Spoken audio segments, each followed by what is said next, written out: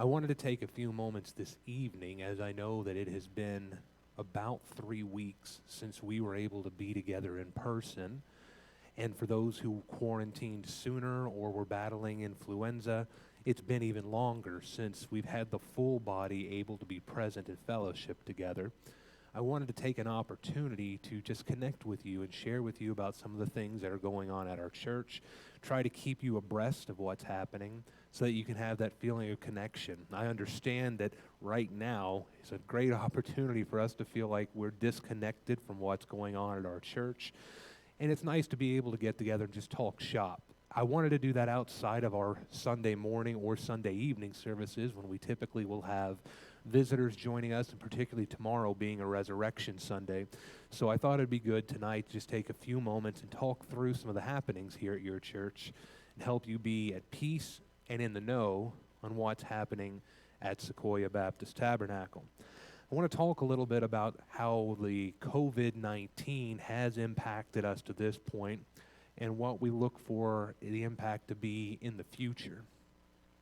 Like many of you, the COVID-19 scare hitting the United States didn't catch me by surprise.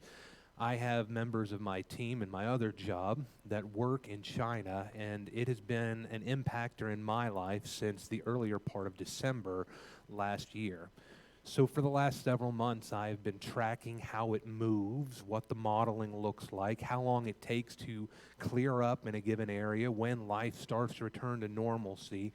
And so what we're encountering now is not something that has really caught us off guard. It's rather something, though, that we've had to track and determine how to monitor. Now, I shared with you all on my Facebook post a few weeks ago that we were going to plan on suspending the in-person services until that first Sunday of May.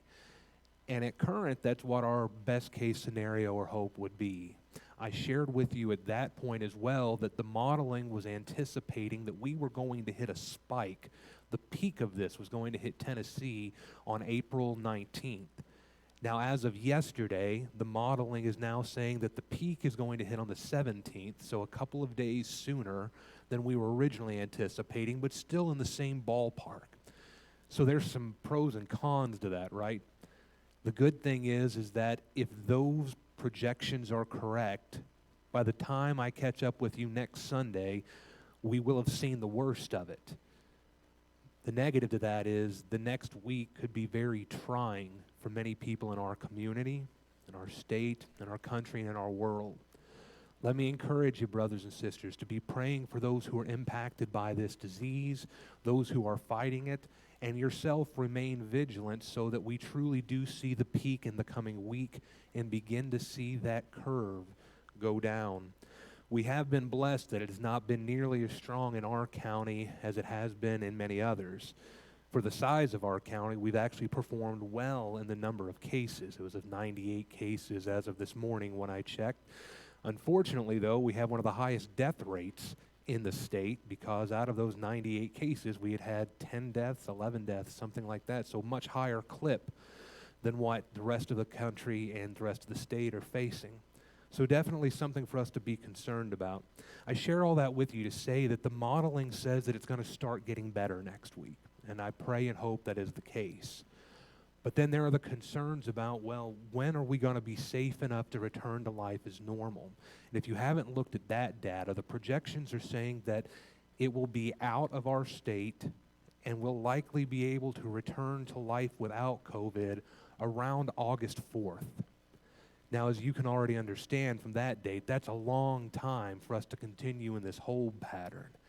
The truth is when we first went into this, I tried to keep our services going for as long as we could without endangering anybody. Praise the Lord, no one in our conversation, in our communication, in our congregation has actually captured this, although we did have one who passed away due to symptoms of influenza. COVID has not necessarily played a factor in our congregation, and I thank the Lord for that. But when we're going to come back together or be able to join one another in fellowship, that's still a little up in the air. And I don't believe August 4th is going to be the reality of it. It is still my hope to return at the early part of May, but it's very much a watch and see approach as to when we really have reached the point that we can return. I share all that with you again to point out that the church is not having in-person meetings, but we are not closed for business. It's just a change in the way that we have to go about our operations. I want you to also understand a few reasons why I think it's so important that our church and the church continues to operate as close to normal as possible in these times. First, when we deem things as essential, to me, our faith is essential.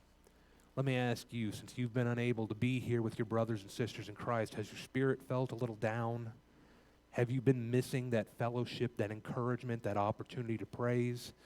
See, there's other battles than just physical health. There is emotional health, spiritual health, mental health, and those are things that we also have to guard for, just like the world is guarding against economic health. I want the church to be viewed as an essential service. And if you'll notice, the legislation, the orders that have gone into place in the majority of states have not specifically called out the church because of that. In fact, many states are now specifically legislating that those orders do not apply to houses of worship and faith-based organizations. Let me be clear. I'm concerned about our health. Our people are very important to me. I would imagine that I pray for each of our individuals as much as, if not more, than anyone else in our fellowship. So I am concerned. But I also have to balance this other concern that if the government suggests the church closes, is that enough for the church to close? Understand what I'm saying. I respect our government, but the church and the government are separated in this vein. And there are some challenges to a government saying, churches, we don't think it's good that you be open. And the church is just responding immediately with, yes, we obey. Recognize that you and I stand here and we celebrate the faith of our brothers and sisters in third world countries who are going to worship services even when it's illegal because their government says no. And they run the risk of death. They run the risk of imprisonment. They run so many risks. And we think that that would never happen here. But I think we've caught a glimpse in the last several months at just how quickly the world that we think we know can change. So I'm not saying we're rebelling against the government, but I'm saying it's a very fine line, a very slippery slope when the church starts to acquiesce to what is suggested it should do by a government entity. We will continue to monitor the situation. We'll look at the health risks, and when we think it's safe, we'll start coming back together. When we do think that point has arrived, my encouragement to you is, as always, if you are at risk, stay home. If you are concerned about bringing it to the fellowship or of taking it to someone that you know is at risk, please stay home and join us online. If you feel well enough that you can comfortably come and worship, come when that time arrives. We're blessed that we have the opportunity to keep many things of the church going, and that's what I'd like to talk about next. Even though it may seem like the world has changed and so much has closed, the reality is that a lot of work is still going on. In my job outside of here, very little has changed when it comes to the nature of my job. I continue to work as normal. For many people, that is the case. And for some, it's even increased the level of work that they have to do.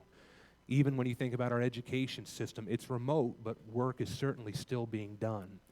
God's kingdom work is no different.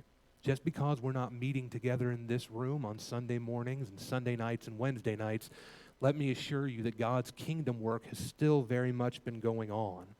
The world did not stop turning for the kingdom work of God.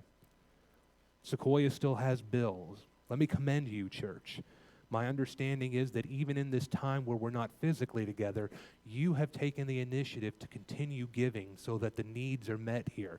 I understand our first week in April was actually a little over a typical first week of the month. So I praise the Lord for your faithfulness in giving. But those things are still part of our operation. We're still preaching. I'm still planning and prepping sermons just as I always would and coming here to minister. I'm still counseling, maybe even at a higher clip now that people have opportunity to examine and talk a little more. We're still singing. As you see, the He Keeps Me Singing services are filling up April, and God is blessing as we continue to minister in that way. We're still teaching.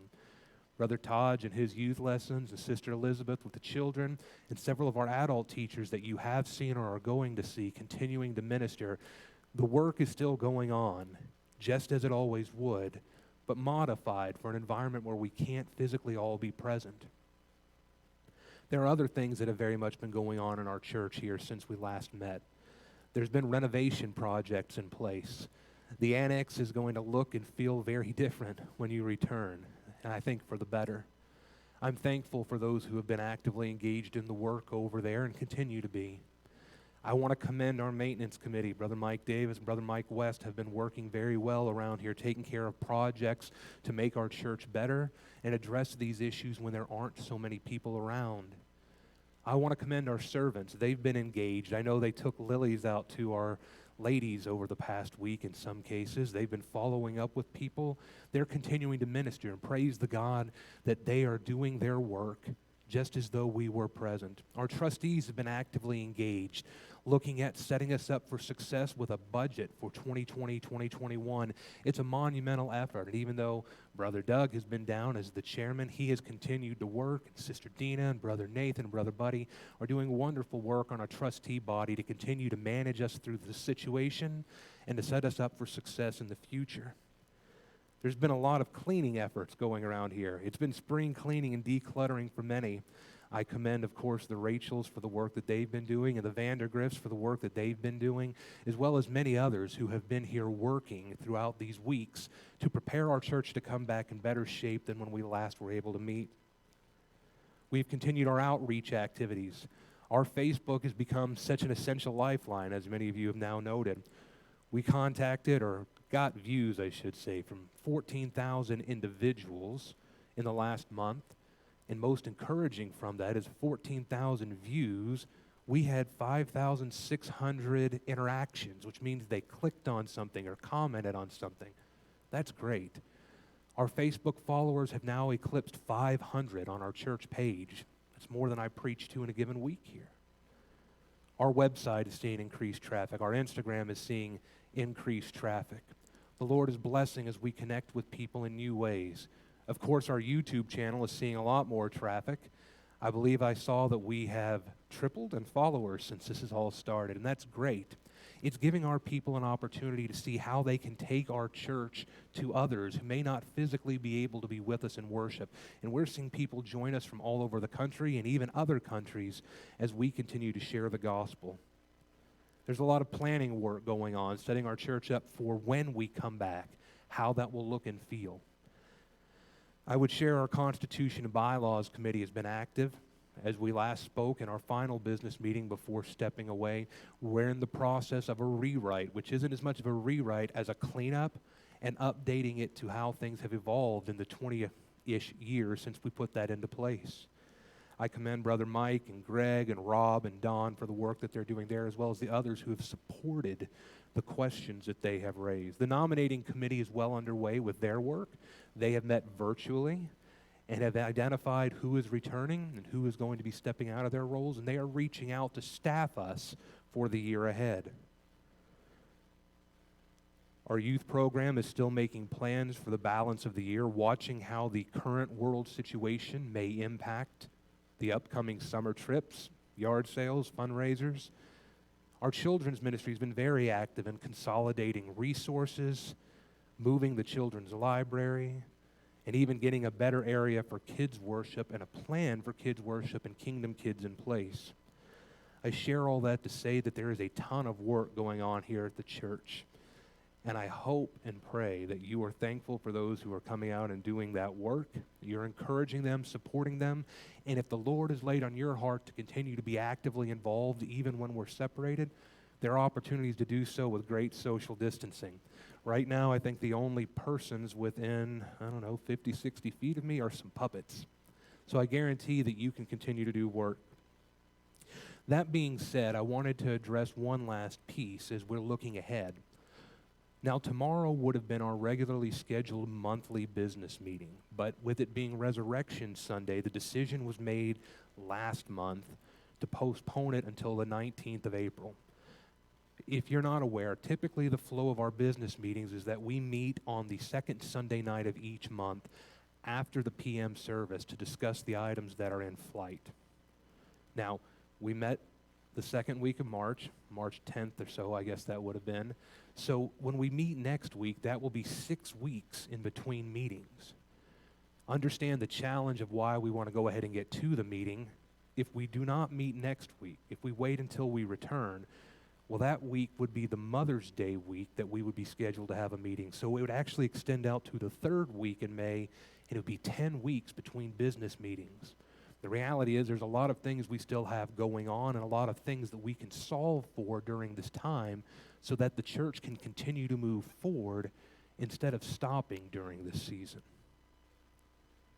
Now, what this has called into question for some of us is how do we conduct business when we're remote?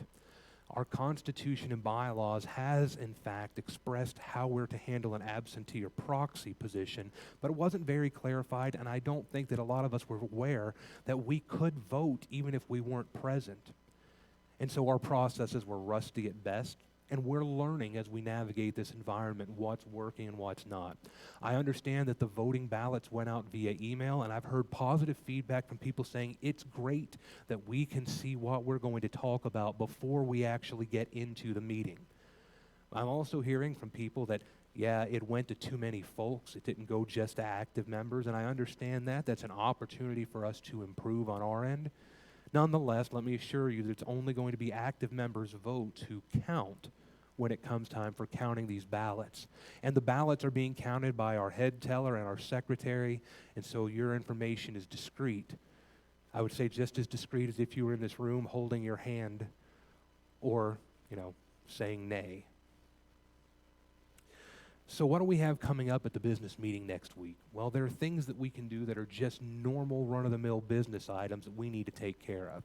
Reading last month's minutes, those have been emailed out to you. Approving that is what we spoke about allows us to continue to document what that was, final and approved, and move forward. You will also get a chance to see the Treasury report, so you get a sense of how our church did financially in the month of March and where that's setting us up for the month of April and May when we return to physical in-person gatherings. The missions report will allow you to see the work that's going on there, and I must share, Brother Rob's doing some wonderful things with getting our missions committee moving to a more engaged and active approach. So clearing those things off the books allows us to move forward to what's next. We left a piece of old business on the books from last month regarding our access control policy to the church. Now, this has been discussed for some time. We've had over a month to review it at this point, and now is an ideal time to go about changing out the locks and the keys for people who need them here at our church. Obviously, there's not a lot of people trying to get in or out, and the disruption would be smaller if we went ahead and made the changes and then we're able to come back and say, okay, the new key policy has been enacted. So that's one thing that we're voting to approve or disapprove, the access control to our church. Due to some things that are changing immediately, the nominating committee had some motions they needed to bring forward so that people who were in roles could transition to other roles. And the new people coming in can now take their opportunity during this time to prepare curriculum, start taking on their responsibilities and reaching out to those under their purview of ministry, and be productive during this time. So we're going to vote on a few nominating committee motions so that these individuals can get engaged in the work. Obviously, one of the biggest things, though, that's coming up at this business meeting is going to be the results of our search committees for some new staff members. Let me revisit with you how this played out. We discussed the roles, and the church approved the committees who would be involved in the search for each of these candidates. The way that was conducted, I'll remind you, is that we have a process in place for how we go about recruiting, interviewing, and then ultimately presenting to the church these individuals for candidacy. And the way that works is we write up a position description, I post it online and ask people to share it with friends and family, and I handle the initial interview with these individuals to try as best I can to preclude individuals that just are not going to be a good fit right out the gate. If they do not demonstrate anything that was an immediate disqualifier, I pass their information over to the committees. And from that point on, the committee then holds the responsibility of saying, yes, let's invite this person in. No, we don't wish to proceed. And what they would do is the people who constituted that committee would meet with the candidates, watch them teach in the AM, We would have them give a testimony in the AM service. In some cases, they were preaching. In some cases, teaching in the PM service. And then they went through a panel interview with the committee. Ultimately, the committee is the one who then said, yes, we would like to put our motion forward to approve this person, or said, no, we'd like to look elsewhere. Each committee did a wonderful job at reviewing multiple candidates, and even though you didn't see the candidates they brought in because they were coordinating with other committees, I can personally tell you that I reviewed hundreds of resumes over that month, looking at candidates for these different roles. So understand that what's coming up on the ballot is not something that I have chosen, nor any one person has chosen, but that a committee has put forward as what they believe God is telling them to do regarding these positions. Here would be my encouragement for those of you who did not have the opportunity to speak with each candidate and get to understand or know their heart toward ministry. The people who are on those committees are respected leaders of our church in those given areas, and we have entrusted in them to do that work for us and to report back saying, yes, this is who I believe God would have us to take for this position. They've spoken with the candidates, reviewed their resumes, listened to their teaching. And if you have questions about the validity of a candidate or the merit of a candidate, let me encourage you to reach out to the individuals on those committees and ask, what made you think this was the person for this ministry? In other words, I wouldn't say just go off of your one opinion unless you're just strongly convinced in the Spirit. But I'd encourage you to ask those who have been entrusted to make the decision on who to nominate. Seek from them what led them to that place. For the Senior Adult Committee, we're going to be voting on approving or disapproving Dr. Bill Newton to serve as our Senior Adult Pastor. That committee consisted of Brother Buddy Collier, Brother Charlie Cassidy, Brother Joe Lewis, Brother Tommy Million, Brother Bruce Welton, Sister Barbara Cassidy, Sister Polly Hale. That committee chose to put Dr. Bill forward to you. If you have questions or concerns, let me challenge you to ask them what their thoughts were, and I believe they can shine light on why they think he's a good candidate. For the family pastor, we're considering Brother Tony Madden for this position. Now, the people who are on the family pastor committee who said this is who we believe God would have and are putting him forward are Brother Rob Madonis, Brother Nathan Swearingen, Brother DJ Rachels, Sister Loretta Vandergrift, Sister Jordan Fillick, Sister Dina Haynes. If you have questions about Tony, let me encourage you to reach out to those individuals and get their thoughts. For the children's ministry director position, that committee has put forward Sister Elizabeth Vandergrift, one of our own, to lead this ministry, and she's been very actively working. I've seen her here nearly every night as we have prepared for what's to come. Those who served on that committee were Brother Larry French, Brother Doug Hudson, Brother Caleb Vandergrift, Sister Pam West, and Sister Roseanne Green. They feel this is who God would have for us. So if you have questions, please reach out to any of them and ask them what led them to that position. When it comes to the evangelism pastor, this one was kind of off our radar, but God blessed us with an interesting opportunity, and I did raise this one.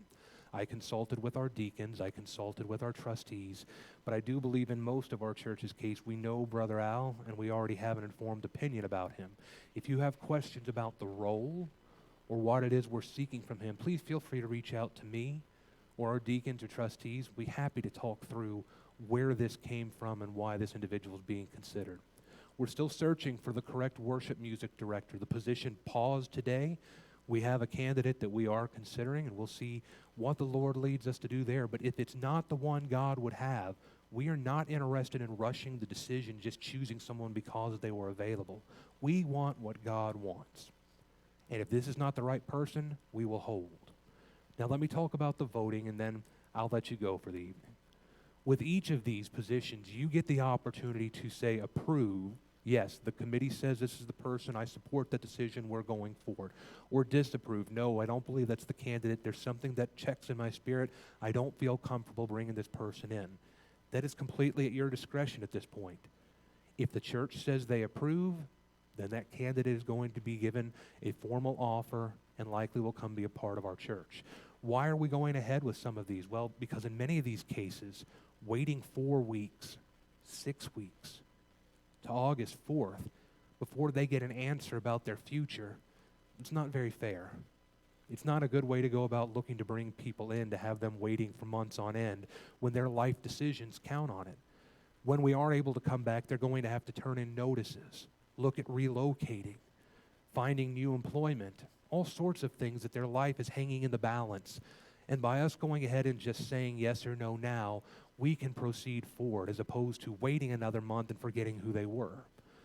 So understand that this business meeting isn't an attempt to rush anything through, but the answers are not going to change between May, June, and July. If it's a no, we want to tell them no, and if it's a yes, we want to tell them yes, and then let the committees get back to work on what God would have them to do with next steps. There are those I know who have some concern about the meeting being live streamed. One I would say on that is I know it's not ideal. I would much rather not be reading meeting minutes and waiting on votes while just talking to a camera and some puppets. But what I would say is that our business meetings have always been open forum, and anyone who was in attendance was invited to stay, and the same is here. I doubt we'll have too many people who stay online or come online just to watch Sequoia's business meeting, but if they decide to do so, quarantine's gotten really bad. What I share with you then tonight is this, brothers and sisters. There's a ton of work going on. Many of us have taken this opportunity as a challenge to the church and have risen and decided we're going to work through it, accomplish things for the kingdom through it, and press on. So that way when we return to the worship services, which are just a small part of what we do at church, just a small part, when we are able to come back together, you will see that work has continued, that the kingdom has been considered, and we're set up for a better place than we were when we left off. And I think that's the best thing that we can do to bring glory to God through these dark times. If you have any questions or concerns, if you're feeling out of the loop, if you just want to talk through some items that might be a burden to your heart, please feel free to reach out to me via text or phone call. I'm your pastor. I care about you, and I want to hear your concerns. If you don't feel comfortable talking to me, do understand, I'm just a moderator of the business meeting, so you will not offend me. And I didn't vote on the search committee, so you won't offend me. Please feel free, you can talk to me. But if you don't feel you can talk to me, talk to your deacons, talk to your cateans, talk to your Sunday school teacher, talk to your trustees. Don't allow yourself to let the enemy get in and stir you up when we're just trying to keep the work of the kingdom going. I apologize if I have offended any of you. It was certainly not my intention to do so. And I ask you to forgive me and pray for me as I continue to try to seek God's wisdom through uncertain times. I hope you have a good evening, and I look forward to celebrating the resurrection tomorrow. What a great thing to declare that he is risen. Have a good night, brothers and sisters, and we'll see you in the morning.